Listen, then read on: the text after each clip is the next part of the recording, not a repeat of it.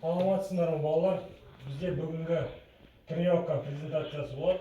Бұл жерде тақырып единоборство 2-3 в обороне, все игроки соперника располагаются лицом к воротам соперника. Бұл жерде екі қорғаушы, үш шабуылшы. Бізде целевая группа, бұл жерде қорғаушылар оборона. Атака жасайтын игроктар воротаға қарап тұрады. Барлық ал біздікі қорғаушылар ойыншылардың расположениесіне қараймыз. Бұл жерде бізде түсіндірме жұмыстары болады. Тренировканың алдында міне установка на тренировку, рассказ задач на тренировку, объяснение. Бұны раздевалкада біз тренировканың алдында келетін кезде макетпен бәрін түсіндіреміз. Одан кейін кетеміз. Бұл жерде біз қозғалмалы ойыннан бастаймыз. Построение, уточнение задач на тренировка 3 минут. Бұл жерде сосын біз подвижный иградан бастаймыз. Акула пираты. Бұл жерде қараңдар. Мына жақта поле 20-да 10, екі остров болады. Қызыл конуста тұрған, сосын ортасы бөлініп тұр, көрінді ме? Мына жерде. Бұл жерде задача мынау екі тұрған қорғаушы, яғни акулалар. Мына жақта тұрған 4 пираттың ұстауы керек. Мына жақтағы зонаға кіргізбеу керек. Бұл жерде бізде мақсат, егер мысалы мына жақтағы 4 акулалар бар ғой, пираттар акулаларға ұсталынбай, мына жерде зонаға кіру керек. Түсінікті ме? Бұл 10 минут болады. Бұл жерде бізде целевая группа көктер, қызылдар не целевая. Олар өздеріне пространство іздейді, мына жақта ашылады, алдалып кіру керек. Ал қорғаушылардікі, бұларға наларға давление жасау керек, бұларды шатастыру керек.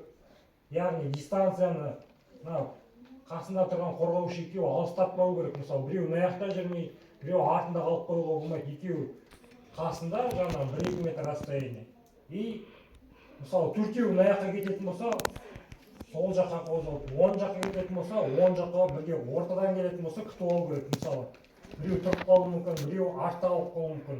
Сондықтан бізден мысалы осы көктер целевая группа болады. Түсінікті ғой? Қызылдар не целевая.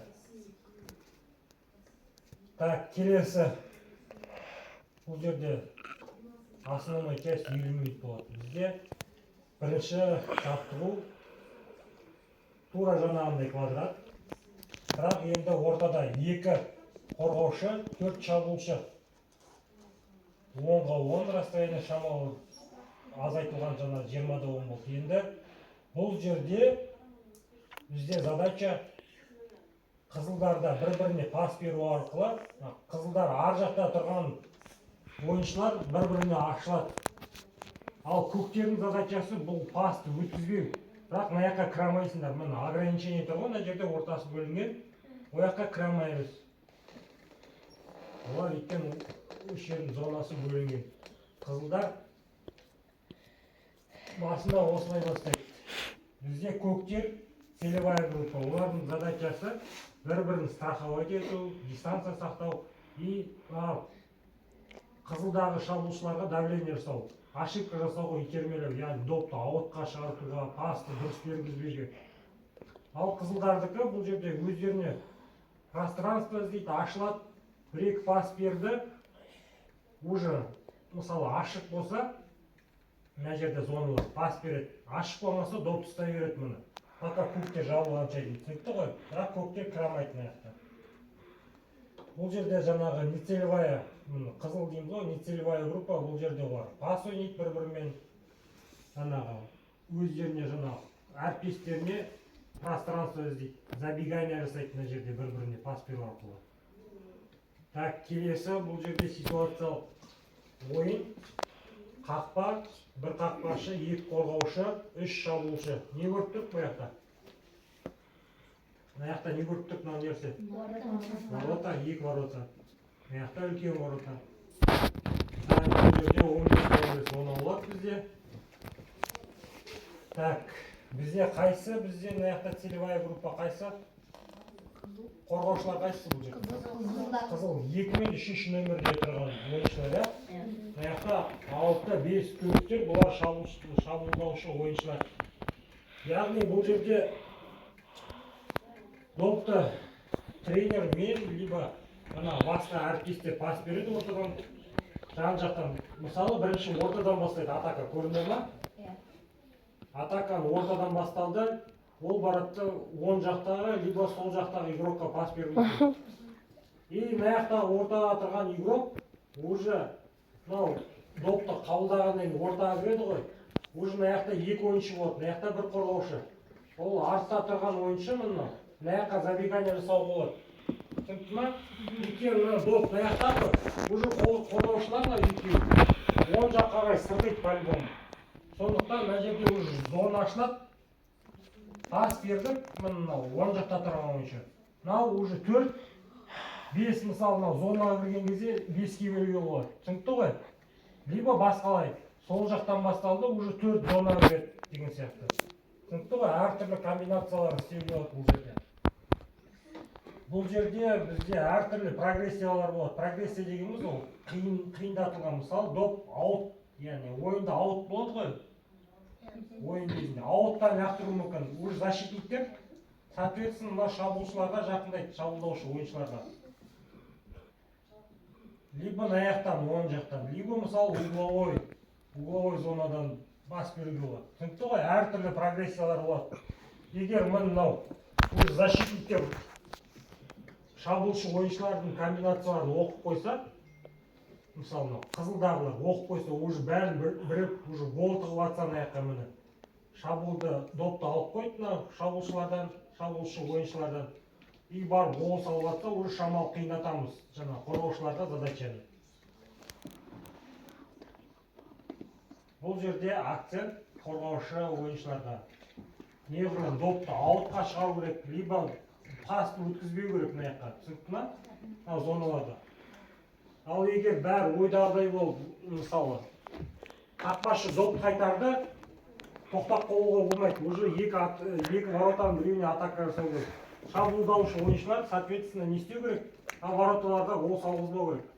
Атака өтпейді онымен. Түсінікті ғой? Так, біздерде қорғаушылар целевая группа. Бұлардың мақсаты дистанция сақтау, шабуылдаушы ойыншыларға давление жасау, бір-бірін страховка жасау. Мысалы, егер өтіп кетсе, и баратта оның орнын толтыру керек. Мына жақта уже өтіп кеткен игрок, мына жақтағы игроктар тұрып қарау керек уже. Өтіп кетсе. Мысалы, алданып қалса, мына бірінші, үшінші нөмірде тұрған қорғаушы тұр ғой. Ол баратта 4-тен бірге бір ойнайды. 4-тен алданып қалды, бірақ сразу атылмау керек. Егер допқа үлгеретін болса ғана бару керек. Егер мына жақта неше ойыншы бар? 4. 2 ойыншы бар бұл жерде. Так, ал бізде көктердің мақсаты олар пас, яғни игра в пас, создание пространства, кеңістік табу, бос кеңістік. Мысалы, компактный тұр ғой суретте мына жерде. И мына жақтағы қорғаушылар қозғап, кеңістік іздеу керек мына жақтан, бос кеңістікті, бос жерді деген. И забегание, неше түрлі комбинация. Забегание деген білеміз ғой, пас берді, артынан ашылды, либо 4 ортаға кірді, ар жаққа пас берді, 5 мына жаққа ашылды жаңа, басына түсіндіргендей. Келесі бізде соңында ойын болады, яғни 4-4. Жаңағы жаттығуда істеген забегание, игра в пас, қорғаушылардың бір-біріне страховка, дистанция, давление, соның бәрін ойында істеу керек. Түсінікті ма? Яғни бәрі жеңден жең емес мысалында. Келді ғой, ойыннан басталып бұл, акула пираттан. Соны уже мына жаққа көшіру керек ойынға. Ең соңында тұр ғой, 4-4 ойнайсыңдар ғой. Соны уже поляда көрсету керек жаңағы, қалай істегенімізді. И соңында жаңа тренировка туралы не істеді, бір-біріне сұрақ қойысыңдар. Түсінікті ғой? Так. Қандай сұрақтар бар? Не түсініксіз? Акула пираты түсінікті ма? түсінікті. Не істейміз бұл жерде? Жерде акулалар пиратты өткізбеу. Акулалар жаңағы зонаны бермей, артында тұрған манишкаларды алу керек. Манишканы айтпақтық. Артында манишка болады олар. Манишка мына Адам да болады. Сосын сол екі защитник сол бір манишканы алып андай алданбау керек. Иә, уже әлі 3 манишка бар. 3 манишканы да алу керек. 4 ойыншы, аяқта 2-ақ қорғаушы. Түсінікті ғой? Так, келесі. Мына жерде бұл жаттығу. Бұл жақта не істейміз? Шабуылшылар не істейді, қорғаушылар не істейді бұл жерде? Шабуылшылар бір-бірімен паспен ойнап, ал қорғаушылар сол допты алып қою керек. Пасты өткізбей керек ойнаған. Бос кеңістікке өткізбей керек. Содан кейін дистанция сақтау керек. Бос кеңістік бермеу керек. Мысалы, пас ойнап тұрған кезде уже мынау ойыншы мына жақ ашылған сияқты болады да, мына жақта жүруі мүмкін. Түсінікті ғой? Так, келесі ситуационный игра бұл жерде бізде ойында болатын жағдай бар. 3-2. Бұяқта не түсіндік? Бұяқта 3 шабуылшы, 2 қорғаушы, әлі вратарь бар. 3-3 почти бұяқта, если вратарь допты ұстап, допты қайтарып, қорғаушыларға өз пас беріп бастайтын болса 3-3 болуы мүмкін бұл жерде. Егер мысалы мынау қақпашымыз аяқпен жақсы ойнап, пасты дұрыс бере алса бұл жерде. Так, не түсіндік бұл жерде? Бақына? Не түсіндік бұл жерде? Ислам не түсінді? Түсінікті ма? Мансап? 3 шабуылшы удар тепсе, вратарь сейв істесе, защитникқа дұрыстап пас берсе, олар кішкентай ворота гол тоғылды. Ол яғни бұл жерде ворота гол соққан дегеніміз, гол салды ғой защитниктер. Ол саналады, мысалы, атаканы уже бастады деген сөз. Өйткені біз футбол ойнаған кезде кішкентай вороталар тұрмайды ғой мына жерде. Үлкен поле ойнаймыз ғой. Сендерге кішкентай ворота тұрмайды ғой мына жерде. Гол салдың бітті атака деп. Ол сендерге мына кішкентай ворота, мысалы, гол болды ғой мына оң или сол ворота. Ол как бы сендерге атакада жүрген ойыншыларға контратака жасап, пас берген сияқты болып есептеледі. Түсінікті ғой? Өйткені бізде үлкен воротада үлкен поле ойнаған кезде кішкентай вороталар тұрмайды. Бұл яғни атаканы бастау ретінде салады. Точный пас деп салады мына воротаға. Келдік қой, атака защитниктер. Точный пас деп есептеледі атакаға. Сосын не түсіндік? Не істеу керек? Қорғаушылар мына жерде не істеу керек? Басқа не істеу керек?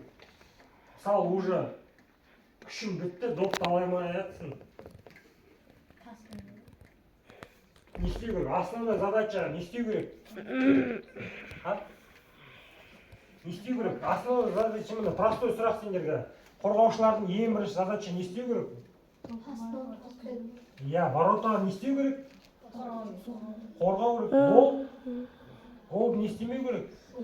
Иә, дұрыс. Мынау пастан бөлек, мысалы, пас ол ең несі қиыны дальше. Мысалы, допты алып, мыналарды алдап үшін ойыншы ең қиыны осы. Ал егер ең минимальный, основная задача да, мысалы, мынау защитниктардың допты воротаға өткізбеу, либо атаканы тоқтатып тастау.